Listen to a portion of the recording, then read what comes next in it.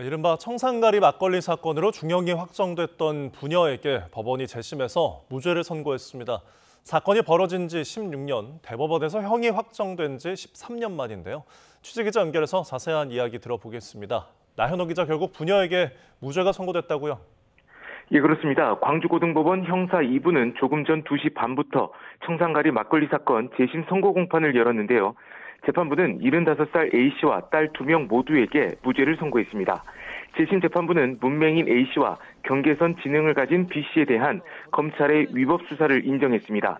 단순 추측만으로 피고인을 압박해 자백을 받아내고 유도신문에 해당하는 질문을 반복했다고 봤습니다.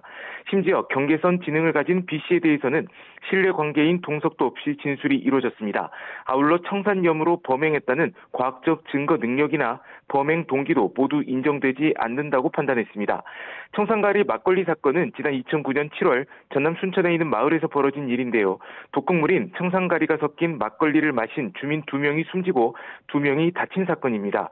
숨진 주민 가운데 1명은 두 부녀의 아내이자 어머니 B씨였습니다.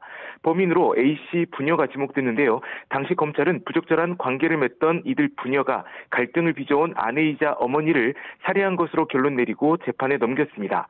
1심 법원에서는 이들 부녀에게 무죄를 선고했는데요. 이어진 항소심에서는 유죄로 뒤집혔습니다. 이들 부녀와 B씨의 갈등을 살인 동기로 볼 수 있다는 등의 이유였는데요. 아버지 A씨는 무기징역, 딸은 징역 20년이 선고돼 지난 2012년 대법원에서 그대로 확정됐습니다. 하지만 범행에 쓰인 막걸리를 산 경위가 불확실하고 청산가리 입수 시기 등도 명확히 일치하지 않아서 논란이 잇따랐습니다. 특히 당시 검찰이 이들 부녀를 상대로 짜맞추기식 강압 수사를 했다는 의혹까지 일었습니다.